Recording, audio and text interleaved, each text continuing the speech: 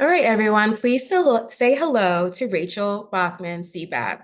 Rachel Bachmann is a certified business analysis professional, IT strategist, software selection expert, and instructor at McGill School of Continuing Studies.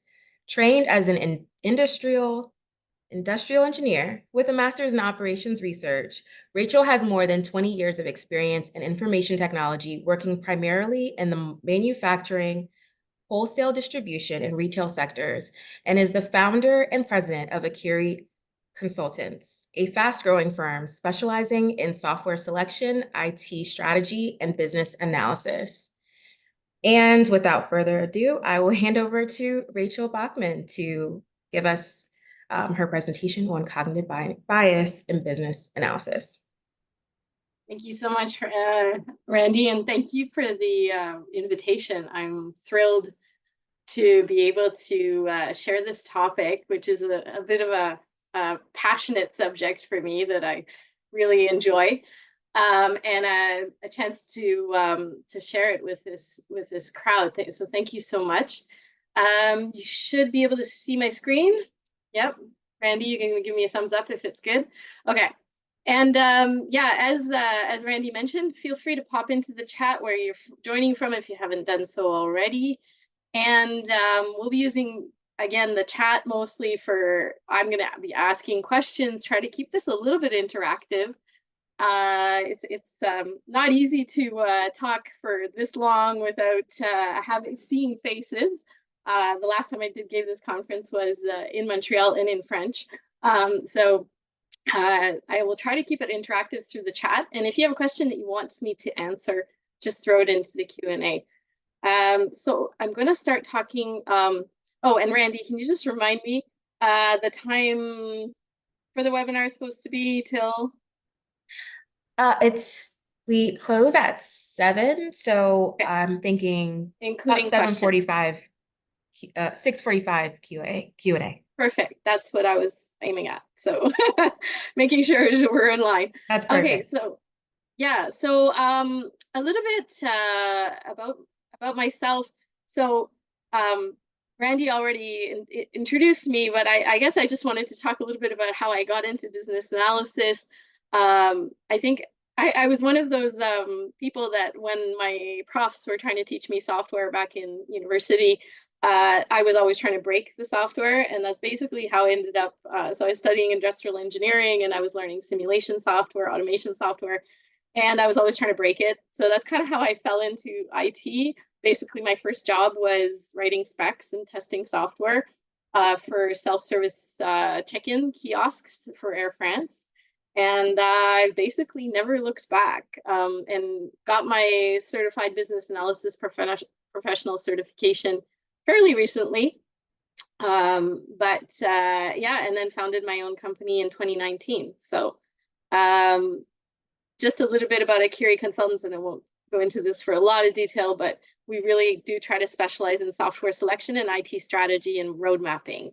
So, and the reason that's important is I'm going to be using software selection as kind of an example, well, a use case for this webinar to talk about the different biases and how they're applied to business analysis. Now, software selection is one of the things we do, but you're going to see a lot of the examples I give can be applied to other business analysis activities. And so you'll see it's pretty easy to translate those into something else that you might be doing in your jobs as business analysts. So why do our clients call on us? So why do we say we're software selection experts or we're specialized in it? A lot of companies have come to the point where they're usually operating on some sort of homegrown or small local system that they bought potentially many years ago, or it could be a mix of both. So they've built kind of applications on Access. They're running side by side with a smaller system. Usually the systems are no longer delivering business value. One of the symptoms of this is also that there's a lot going on in Excel and Access databases because they're trying to compensate for the lack of functionality in their software. They might have been told how much it would cost to upgrade expensive to maintain or upgrade. So for example, at some point they've just not upgraded for so long that it's the cost of upgrading is the equivalent of implementing new software, or it might be too costly to integrate new functionality or a module. So for example, if you're working on an older system that doesn't have open APIs and you would just want to add on a module, which should be a relatively simple thing to do, it's very expensive. So this is kind of the situation that a lot of our clients come to us with. And so what we try to do is accompany them through that process of changing. Usually it's an ERP or a CRM, a main system that they're dealing with. And just to put everyone into context, typical timeline for a software selection, we would spend, after the kickoff, we would spend several days in workshops eliciting requirements, gathering requirements.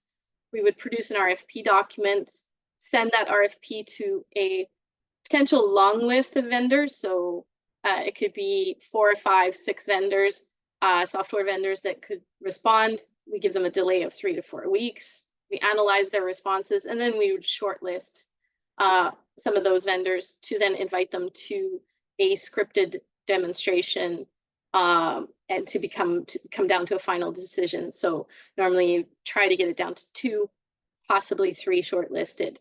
And the reason this is important is that this is a typical timeline that we use. And it's important to know that, like, how does someone get from the long list to the short list? It'll be through the analysis of their responses. And then shortlist to the final decision would be through the demonstration, which is what I mentioned are scripted. And the reason they're scripted, well, we'll actually talk about that. That's a lot about the reason about eliminating bias. But they're also so that we make sure that we're comparing apples to apples. So this would be about a 12 to 16 week process. There's obviously variations. Sometimes we only try to shortlist earlier and then only invite the shortlist to the RFP, but this kind of like different variations on the same theme. So, okay. So today I'm going to talk about cognitive bias in business analysis. So what is cognitive bias? Cognitive bias is not a bad thing per se. It's actually really important because cognitive biases they're shortcuts. Our brains are hardwired to basically give us shortcuts. There's something like 25,000 decisions that we make a day, and we can't make all of those decisions using our logical brain. So cognitive bias is what will help us make decisions efficiently and in a logical way. But it's when the outcome of what we've decided is not a positive outcome that we have to start challenging our biases. But in a lot of times, the biases are there to help us, and they do. So they're basically mental shortcuts, or also called heuristics. And I'm going to go over 8 biases. There are multiple biases out there. There's something like 25 different types or more. But today I'm just going to cover a few, so 8 of them that are probably the most important for your work as a business analyst. I'm going to talk about recency bias, sunk cost fallacy, halo effect, confirmation bias, loss aversion anchoring effect, bandwagon effect, and availability heuristic.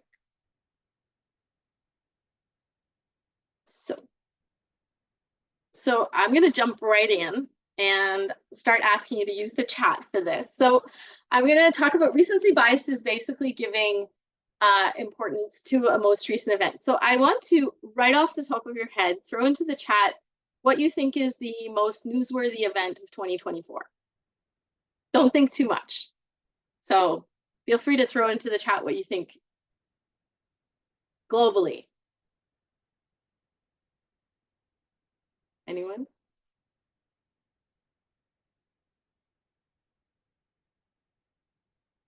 Politic related, AI, elections, Middle East situation, US elections, second moon, elections, Palestine.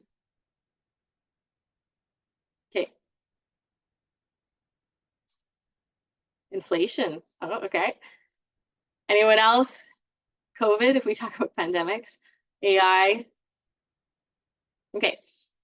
So recency bias is is the one that is basically, if you ask anyone on the 31st of December what was the most impactful events of the year, you'll almost always get events that are in the last 3 months, for example. This is so I thought it was interesting because we did have the Paris Olympics this year, and I'm not saying that was more newsworthy than something else, but for example, the year that Barack Obama was elected, we also had the death of Michael Jackson. And if you asked somebody at the end, towards the end of the year, what were the events, they probably would remember something like Michael Jackson's death and not think about something that happened back in January. So this is recency bias. It happens to all of us. Often if there was a tsunami, an earthquake or something in the last few weeks of the year, that's kind of all we talk about. So that's what recency bias is. And I wanted to ask you, because I thought I was curious. So a lot of what you've mentioned is stuff that's been in the news. Now, after there's a whole debate on, we could talk about what would be the most newsworthy if we were to take out the bias. But it's true that it's things that we talk about recently. So in business analysis, what does that mean? So now I'm getting away from world events. Well, vendors want to be the last demo for this reason. For example, if you're going to score demonstrations, you'll notice that vendors always request to be the last demonstration. And if you're ever wondering why they want to be the last one that they're seen, it's because of recency bias. We tend to prefer the one we saw last. But there's also something coming into effect, which we've noticed, is that what happens is, say, for example, you have 3 vendors that you're going to have a demonstration. Well, the first one will do their demonstration, but they might show something kind of neat that we weren't expecting, we didn't ask for. And then the second vendor, when they show it, well, the people in the room will say, hey, can you also do this?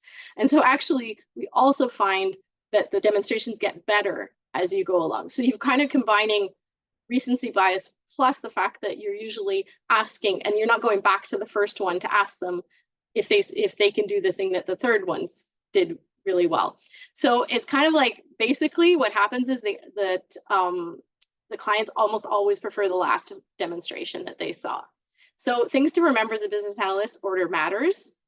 You may want to present the favorite to the least favorite. So if you think that there's going to be a favorite, you might want to present that one first and put the least favorite last to reduce the impact. But even more, the BA's toolkit, and you're going to see this comes back on every slide, is to have clear and quantitative weighing and scoring criteria. So make sure that you're scoring not based on what people's feelings are. It has to be very objective scoring. And it should be done after each presentation as soon as possible. So this is something we found as well, is people were taking the scoring sheets home. They were waiting till the end of the week. They were waiting till after all the demos to do them. They couldn't remember what the first demonstration contained when they'd seen 2 more after it. So we then started adding debriefs right after each session and asking people to score right on the spot, and making sure that they didn't say, I'm going to take it home and do it, because they weren't doing it. And that was our main thing for taking away recency bias. The second one I want to talk about is sunk cost fallacy. So it's when individuals continue a behavior or an endeavor as a result of previously invested resources.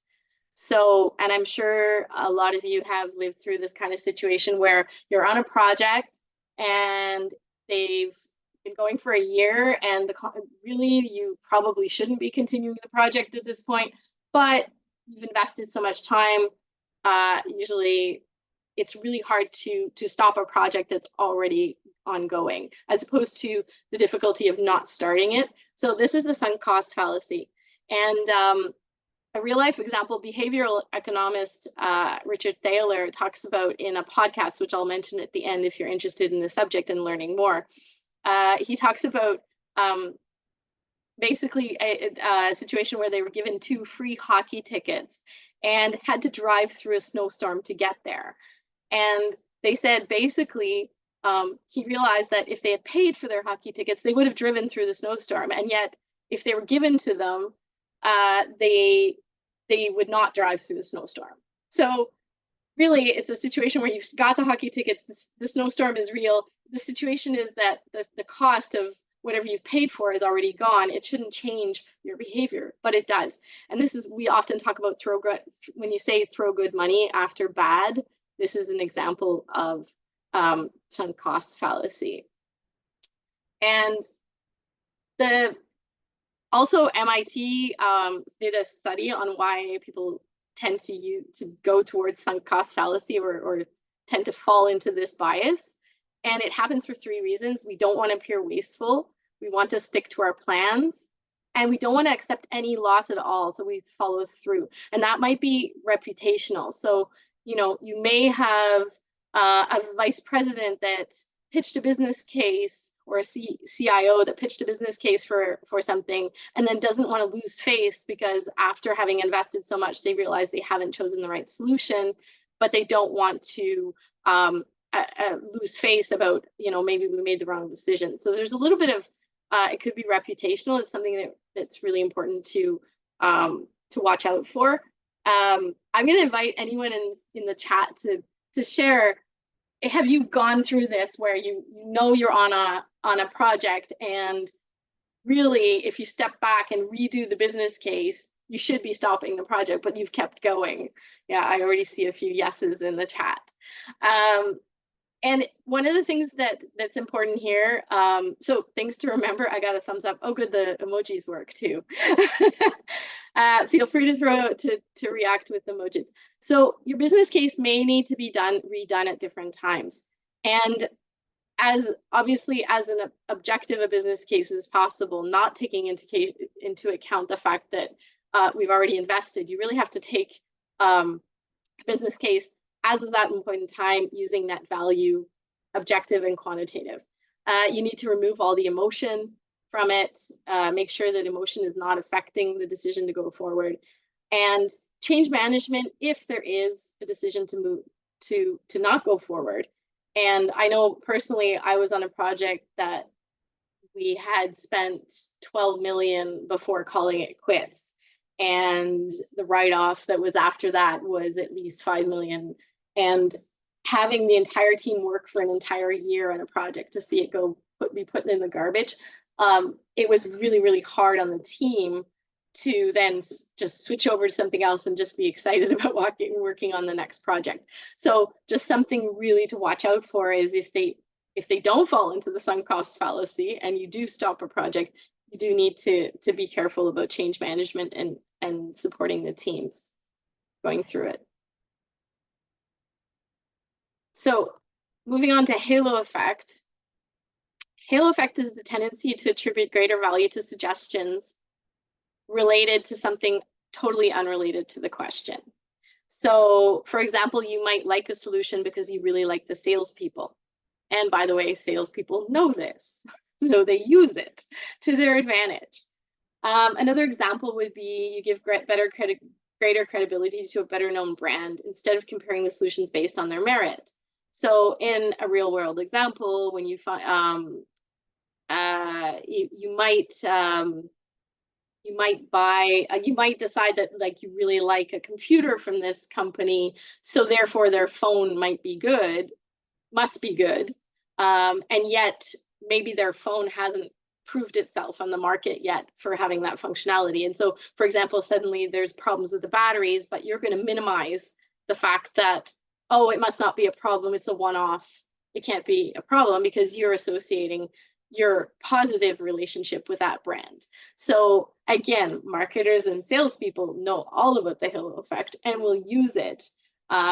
And you may find that, you know, people are going to go towards a more prestigious brand as well. So they're going to navigate towards solutions that are more known on the market and more well known. Another example of halo effect in a personal example, you might find out your coworker went to a prestigious university, then you might assume they are more skilled than they actually are, and vice versa. So you would associate your opinion of the university with the skills of that person. And obviously that is a cognitive bias that, again, they're meant to be shortcuts, but we have to watch out because they do fail us sometimes. Yeah. Oh, that's a good one. Yeah, more expensive products, some assume it's better. If it's more expensive, then it must be better. That's a halo effect as well.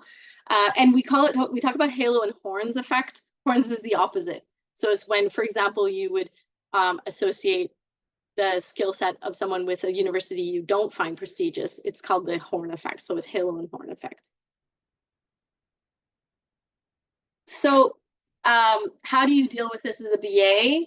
You really need to, so your things to remember are the most common known solutions will automatically have an advantage, especially if the past experience was positive.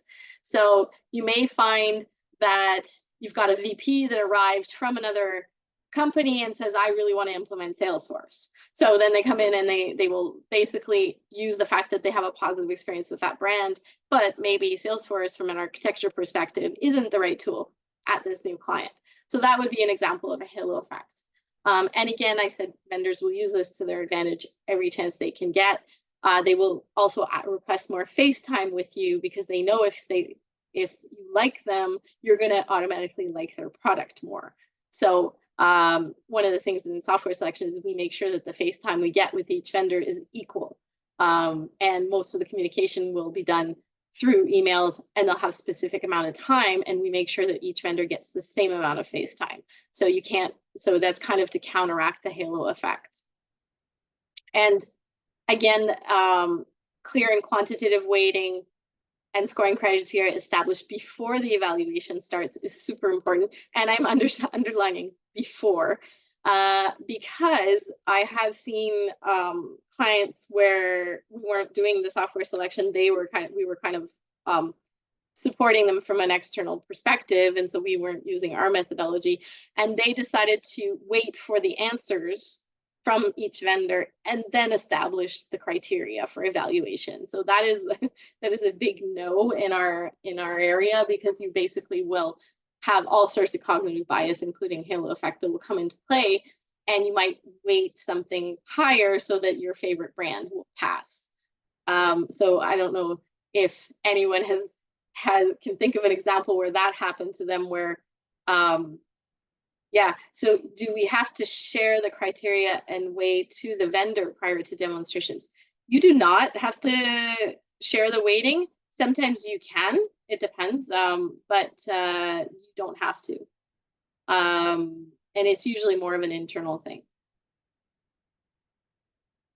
So, and then having requirements matrices for both functional and non-functional requirements, because a lot of this comes into the non-functional, making sure that you have identified all those other things that are non-functional that will influence, be it localization, criteria, security, availability, that you have all those requirements identified before the evaluation starts as well, so that you can make sure that you're trying to counteract the halo effect. So, and actually, I'm throwing up an example on the screen here of how you could have your scoring criteria. So this you would not necessarily share with the vendor. You could, but I think it's probably better to keep it to yourself. And also you can play with the weighting afterwards in terms of, I'll give an example. I'm going to go back to it in a minute. I'll just explain the table and then how we use this. So in terms of the requirements, if it's not applicable, well, I mean, if the requirement is not applicable, then we just don't count it. A nice to have would be 25, important 75, and a critical would be 100. So we're weighting the priorities more. You can also use Moscow, so must have, should have, could have, would haves. You can use something like that. Times the system weight. So here's an example for an ERP for, say, a manufacturer. We would weight it before we start. How much we think each thing would be worth, because we don't want to do that after we've started evaluating. And then how the vendor answers. So if it's not supported, it gets a score of 0, right out of the box or standard configuration would be 100%. So something that is critical and out of the box, it would get 100% of the potential score for that. What I did want to say is the weighting, you can play with it afterwards, but that's more doing what if scenarios. If you're looking for things, we've done it before when we wanted an ERP that included, for example, warehouse management. but then we also had the option of going and getting a warehouse management system outside. So then we redid it with taking out the warehouse management and seeing what the scores, if it changed, which solution was the right one. So that's more not talking about bias, but you can play with the weighting to then do what if scenarios for your architecture as well. Are there any questions so far? Maybe I'm going to just stop and see. Are there, Randy, are there any questions in the Q&A? There are questions in both sections, actually. Okay, I see the chat. So I say, how do we pick a vendor when all of them score very similar based on the functional requirements? I would say, well, first of all, it's very rare that they're that similar, but if they're all similar, it usually comes down to cost after that. But it could be anything else. Actually, I'll get back to that. There's another table for qualitative as well that'll probably complete that question to Mohammed. So I'm gonna just see. I can't see my Q&A. Victor also has a question. His question is, do we have to share the criteria and weigh to the vendor prior to demos and evaluations? Yeah, I actually answered that earlier. I said you don't have to. And it's probably preferable not to. Well, and then there's another question in Q&A. As someone just starting their career, what's one specific hard and soft skill that will be most beneficial in being a business analyst?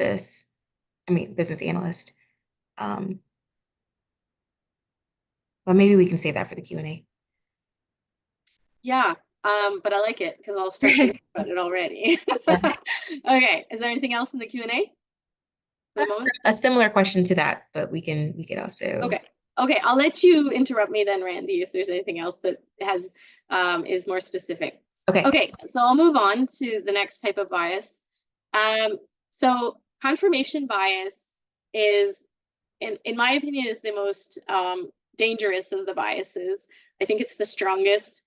And it is basically that people have a tendency to favor information that's familiar or consistent with one's existing beliefs. And when we say beliefs, it can be very wide. But basically, the real life example is you show up at the newsstand, you look at all the titles, and you pick up the newspaper that really aligns with what you already believe. Same thing, it's kind of the same phenomenon when people supporting specific political parties will all watch the same TV station. It's confirmation bias. They're looking to confirm what they already believe. And I think if anyone wants to share examples in the chat of if they've ever lived through this, but it's really when you bring in a piece of information that is contrary to what somebody believes, and they go, oh yeah, but that's not important. And you're sitting there and going, okay, but that piece of information is as equally as important as something else. That is really confirmation bias at play. So there's a couple of tricks here.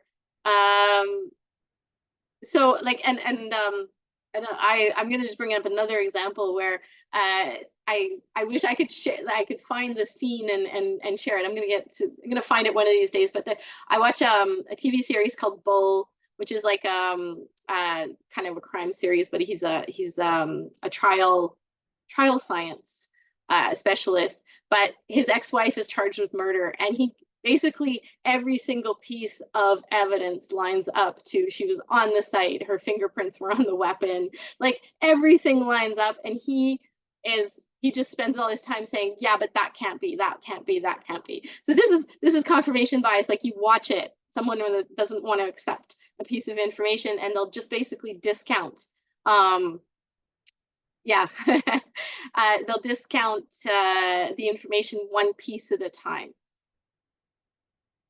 Yes, algorithms on social media platforms are very good at funding this bias, definitely. And when you, because, and we know this, social media will favor our own biases, right? So basically, if we look at something, then it'll continue to give us information related to what we're doing, and they know that, so they're using it for sure. issues with mask wearing or not during COVID. Yeah, that was probably one where people were using the arguments that were most useful for them, I'm sure. So, okay, so when faced with confirmation bias, it's probably the hardest bias to compensate for and mitigate because it requires challenging people's beliefs. So, and most of the time, people don't realize they have the bias, and it's very tough to tell them they have a bias because basically you can't just tell people you're biased. It doesn't usually work out very well. But I'll give you an example where I was working with some architects, and they had basically they had decided that the best architecture was that system A needed to be integrated with a one-way interface between the two systems. So we were talking about a labor management and a timesheet system, and basically they said, well, we really need to only build a one-way interface. And when I challenged them, I said, but your business process doesn't make sense. You have to buy additional hardware, all these things. And one by one, they said, yeah, but business process isn't important. The people can do the extra work in two systems because basically we had information that was not making it back from system B into system A because of the one-way integration. And I was challenging them as a business analyst saying, okay, but your business process doesn't hold. And as the architects, they were saying, well, it doesn't matter because the business process, oh, it's either it wasn't important or it's fine, they can do it. The additional hardware, they completely minimized that. They actually left it out of the report that there was additional hardware required because we had to change the way the time tracking and the badging, they were punching the system. So it required additional hardware to be purchased. And they actually left it out of the report. So that's like a really good example of someone that's using confirmation bias. I'm like, I'm not even going to talk about this because it doesn't line up with what I want in terms of the solution. So I ended up kind of fighting them on it and ended up eventually doing an options analysis where I produced like really the pros and cons of each solution. So I don't know if anyone has examples of this that they've seen or any tricks you can share with other BAs, that things that, so calibration sessions. Yes. Post-evaluation, calibration session. Yeah, definitely. So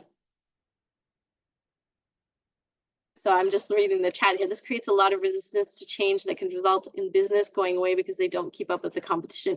Yes. People that believe that that they are number one in the market. They may be number one in the market, but they will continue to be number one in the market. I've seen that for sure. So feel free to drop in the chat if you have experienced this personally. And I'll move on to like the BA's toolkit. So the tools in this one are a little bit different. Really good listening skills. And we know BAs have to be good listeners because you have to be listening and hearing somebody when they say it, like, oh, the way they'll respond to something, oh, that's not important, or that is important. You're going to catch confirmation bias, and then you're going to also need to use facilitation skills. So asking questions in a way that doesn't get people's backs up, but that makes them challenge their own beliefs. This takes, I would say, this is something where it takes a lot of practice, a lot of experience in facilitation to be able to challenge. A solid business case, I said, going back to the business case, making sure it's a quantitative business case, pros and cons. So I talked about an options analysis, making sure that you can say option one, here are the pros and cons, and you include all of the pros and cons. But sometimes, again, even when doing that with people, they will try to not put things in, or they'll try to, I've had documents I received where one of the options was the only sensible option is this one, but the word sensible was basically confirmation bias because they were stating it without any backing. And then again, always going back to having the criteria before the evaluation starts is really important. There's a question in the Q&A. I believe it's about the FIT score, Yeah. and wondering how the weights are defined, and would that come from the stakeholders? Definitely, definitely. I'll just go back to that slide for a second. It's the middle one is definitely the stakeholders. And it can be proposed by the BA, but it's not a lot of the times like most of us know as BAs, we're not decision makers. We're facilitating the stakeholders to make decisions. So I would say like the middle one it would come from them.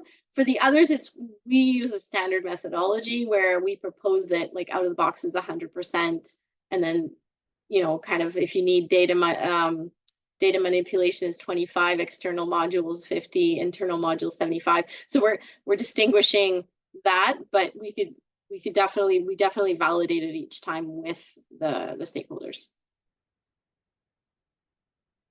So hopefully that answers the question.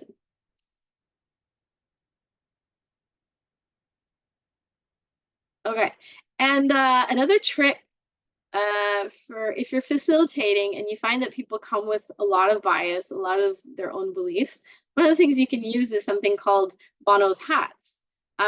This was from Edward de Bono, 1985, and and this would be more in a situation where people are all aligning in a group to come up with the same solutions, or they're all aligning based on their past beliefs. So you can actually do things, and again, I'm sure you can come up with a bit of creativity, a variation on this, but giving people a hat, the idea is you're going to say one person's going to be a pessimist, one person's going to be creative, looking more creativity, like the green hat. So you can kind of say to people like, okay, I want you to look at this solution from a very data-driven perspective, or from a creativity perspective, or from everything is going to go wrong perspective, and get people like talking and about what they think. And sometimes that's a way of challenging bias as well. So I'm going to move on to the fifth one, which is loss aversion. So I'm going to, okay, I'm gonna throw you guys into an exercise. So hopefully everybody's paying attention with their chat. Okay, let's say this webinar was a paid event. Okay, so it's not tonight's free. It's a free event, but say it was a paid event. I want you to, without thinking too much, if your name starts with A to L, I want you to think of how much you would be willing to pay to sell your ticket for. So you've been given a ticket, and you'd be willing to sell your ticket for this. And if and your name starts, your first name, we'll go first names, starts with M to Z or M to Z, as you say in the US. How much would you be willing to pay for a ticket if you didn't have one? So we're gonna try this experiment. So I can throw this into the chat if you want. So how much you'd be willing to pay for a ticket if you didn't have one?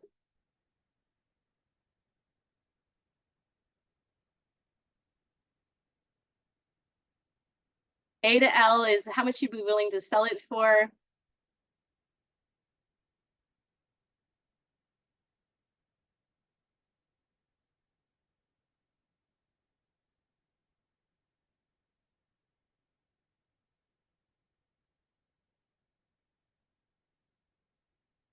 Yep.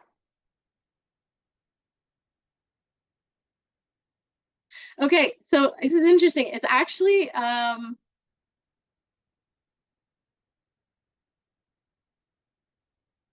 okay, so I have noticed that it's kind of working. So I'm gonna tell you what happens. So I see that, like, I'm looking at the M to Z. I see 2020, and then I see in the first names, I see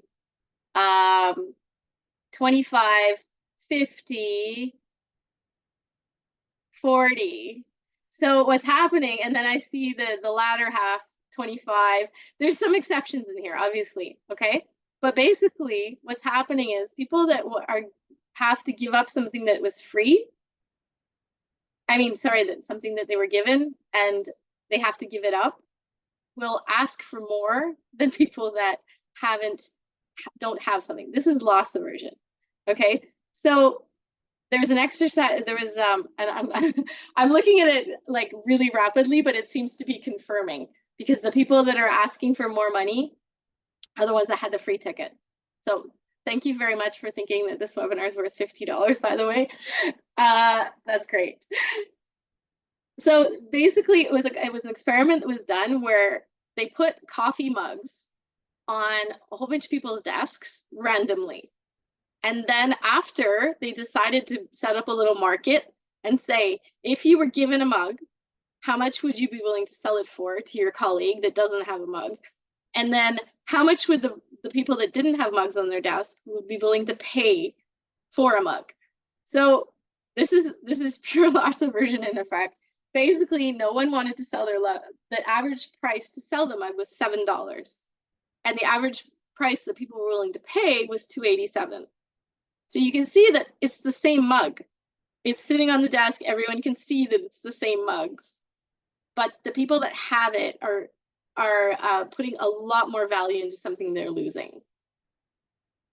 So the thing to take into account, and by the way, this is when they measured cognitive bias on e-commerce, loss aversion outperformed all of its counterparts. So getting someone to think they're losing something will get them to buy. And I would say like this is used a lot, obviously, in insurance. That is the industry that relies completely on loss aversion to make its money. But basically, things to remember, it greatly influences the system users during the selection and transition process. So people will put more weight on something they're losing in terms of functionality than something they're gaining. So they may lose one piece of functionality and gain 3 other pieces of functionality. They will still think they're losing more. So this is really important when you're changing systems. It's also used by vendors to sway contract awards. So they will give you a price and then bring down the price at the last minute. Example of that, where I've seen vendors come up with 80% discounts in the negotiation phase, and you're like, oh well, that must be such a good deal. I've seen people buy software only because the discount was so high, and I don't know if anyone else has lived through that. Feel free to drop something examples in the chat. And then the other thing is free trials. Every software knows that once you're using it, it's a lot harder to get you off of it than as opposed to getting you to try it for the first time. So you will tend to try and you'll tend to renew your contract with softwares.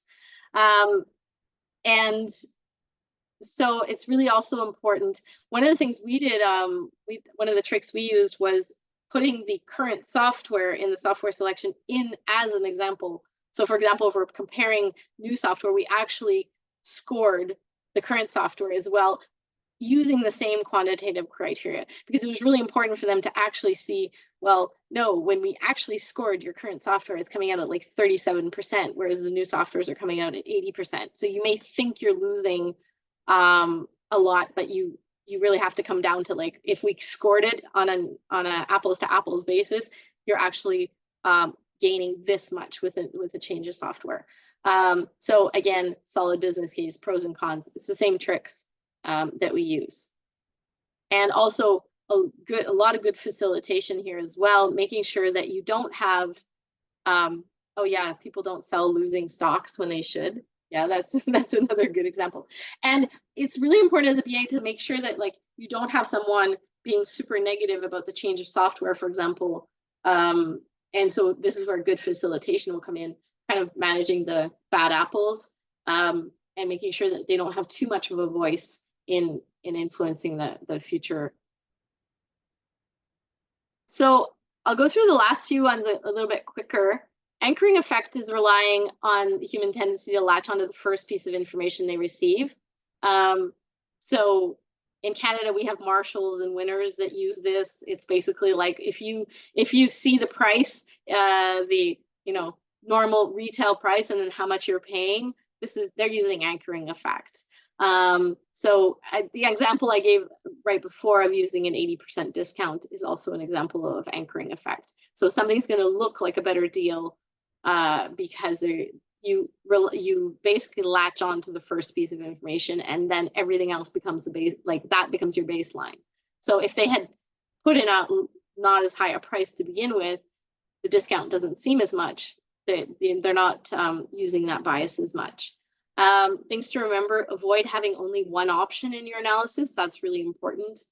And so being able to negotiate with multiple suppliers, doing a comparative analysis, and a solid business case are key tools in your toolkit.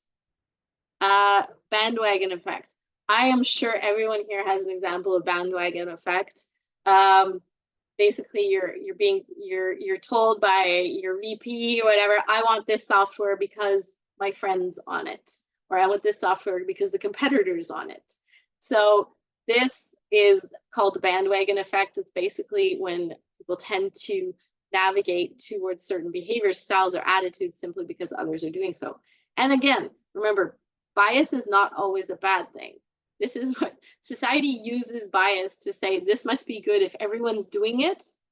But again, it becomes dangerous when you're doing it for the wrong reasons, or maybe with a bit of analysis, you would not go that way. So things to remember, this is where, going back to a question we had earlier, is how would you, trying to remember how the question was formulated, but we would sometimes take into account some qualitative criteria as well, because sometimes just the requirements and the scoring isn't enough. You might want to take into account things like how available are resources. So for example, like SAP, we know it's a really good solution, it's very robust, but it's getting harder and harder to find. They're called ABAPers, at least that's how we call them in Quebec, that can manage and the configuration of SAP. So those people are less and less available, or harder to get, or more expensive on the market. So you might want to take that into account, because basically, I guess the question was, if your functional requirements are all the same, what else do you take into account? So to avoid bandwagon effect, we would want to make sure that we're taking into account. And here's just an example of, we're using like a visual with 3 little people is resource availability, high, medium, low, to be able to help us. Now, this was done pre-COVID, so we were actually looking at who was available locally. Obviously, that's a little bit changed with the fact that there's a lot more remote work now. But facilitation skills, occasionally playing devil's advocate, challenging the people that are bringing a solution just because it's what everyone else is using, and quantitative analysis. And one trick that I really like to use is rankings. So basically, if you're comparing 3 different solutions, you want to make sure that you're also, again, this is when the functional requirements are maybe very similar. You want to take into account, for example, is my architecture good? What kind of database, availability of the resources, the industry experience, my integrator, do they have experience? If I'm a not-for-profit, have they worked for not-for-profits before? Things like that. And just one trick here is that we don't always have a 1, 2, 3. So you sometimes have one that's really a lot better, and then the second 2 are comparable. Same thing, you could have a 1, 1, 3. So the third person is a lot worse than the first 2, but the first 2 are comparable. So you can use rankings like this, and you can see visually that solution 2 comes out a lot closer to the top than the other 2 because of all the green. So it's a good trick to use if you're trying to take into account qualitative criteria in a quantitative way. And the last one, okay, I'm going to ask one more question in the chat, and then we're going to go over to the Q&A, which I realize we're running close to time. But who thinks the higher risk of shark attack, or dying from a shark attack, or dying from an airplane crash? What do you have the higher risk of dying from between a shark attack and an airplane crash? Throw it into the chat. Shark, I live by the beach.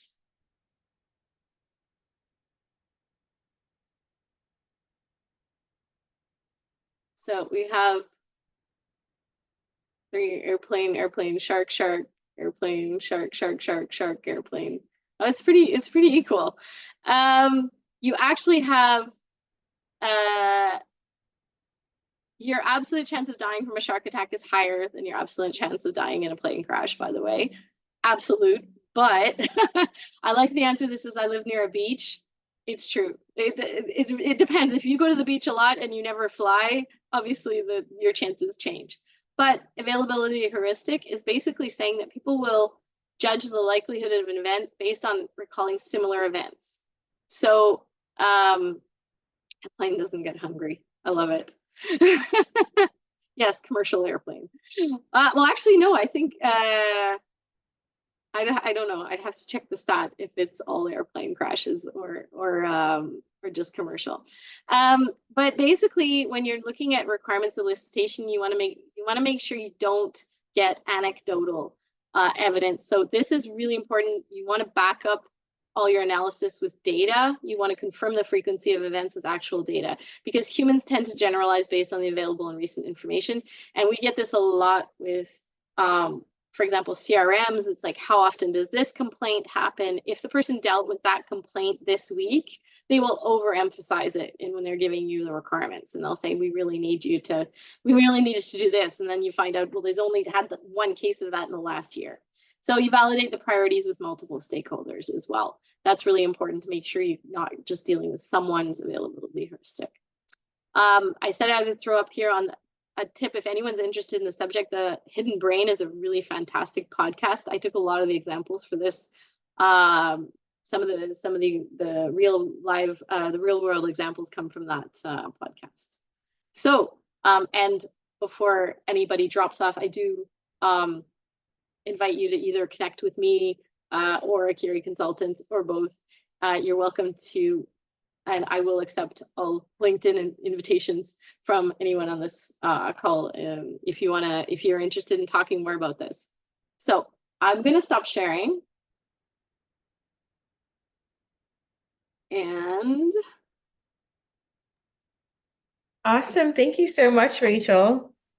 yeah, we're a bit closer to amazing. time than I hoped. Sorry. That's okay. This was great. And a lot of questions were asked during the session. So that was very efficient.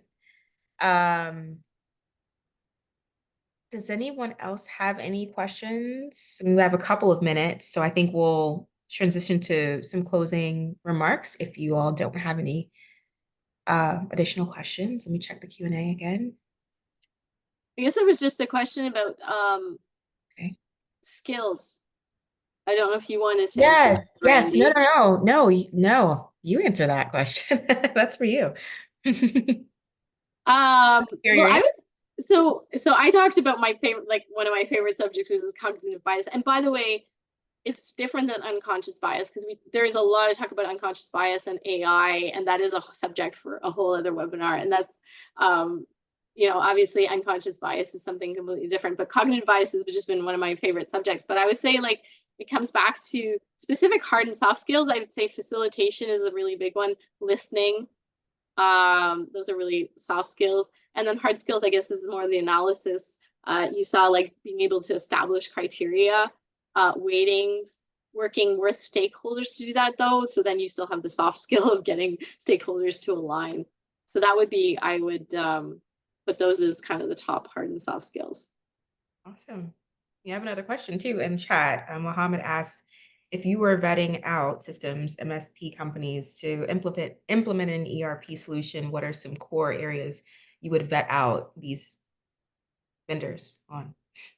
Core areas that you would vet? I mean, if you're talking about the vetting process, we'll look at things like how long they've been on the market. Obviously, we want to make sure that they're not going to, go bankrupt tomorrow morning. So we ask them for client references, how many clients they have, but also architecture is really important, because a lot of them have come from on-prem. So we want to know which ones. It's not necessarily a bad thing, the ones that have gone on-prem to cloud. But it's also interesting to know which ones were designed for the cloud, as opposed to we still get a lot of legacy with systems that were migrated. So that would be something we also vet. But a lot of the vetting has to do with how long they've been around. Another question. So when are we scheduling the unconscious bias? I think that's like Um, okay. I checked Glassdoor. You'll be surprised. What is that? What is that a response to? I checked Glassdoor. the employee comments. I don't know. Maybe okay. I Matthew, I don't know. I'm not quite sure what the oh, vendor selection. Oh, yeah, that okay. Oh, yeah. That's true. No, and yeah, Okay, yeah, that you can that's get fair. you can definitely get some information on the vendors from Glassdoor. There's Bali. I'm probably not pronouncing it right, but what makes a business case? I'm new in this career. Oh boy, business case. I'm trying to think. I mean, it's a lot about the ROI. There's a lot of assumptions, so you have to. Okay, I'm going to just give one tip, and I won't be able to detail out more, but we feel free to contact me. But one tip, I did a business case really early in my career. I think it was 2 or 3 years into my career, and I didn't validate my assumptions. Um, and I did the entire business case, and I went and presented it to the VP, and he destroyed my first assumption. And so my entire business case fell apart. So I would say like one thing I learned is definitely validate your assumptions and maybe even validate them before you keep working. Because I was like, basically that's what a business case relies on is having assumptions that everyone agrees on. So that was kind of an eye-opening moment fairly early in my career. For LinkedIn, you can find me under Curie Consultants. I'll see if I can link it in here. But I'm also there's not that many Rachel Bachmans out there. So if you get my last Mhm. name CBAP, you'll find me. But I will try and link in my actual LinkedIn. I don't know if Awesome. there's any other questions or if you want to move on to closing remarks. Oh, yeah. Thank you all for your questions. Thank you for attending. Thank you so much, Rachel, for this awesome presentation. I'm looking forward to reviewing the recording myself and kind of soaking in things a little more deeply and seeing how I can apply some of these techniques into my BA toolkit. So thank you so much for coming. And everyone, go to southflorida.iba.org if you are interested in learning more about our events. We have an upcoming annual general meeting coming up in Boca. So if you're in Florida, definitely try to attend. We'll have Danelka Sarah from IBA, Laura Underwood, and Michelle Nason, and I think it's going to be great. So would love to invite you, but we'll have lots of events up on our website, and this session will be on YouTube for you to review at your leisure. Thank you again, Rachel, and bye, everybody. Bye everyone. Thank you so much.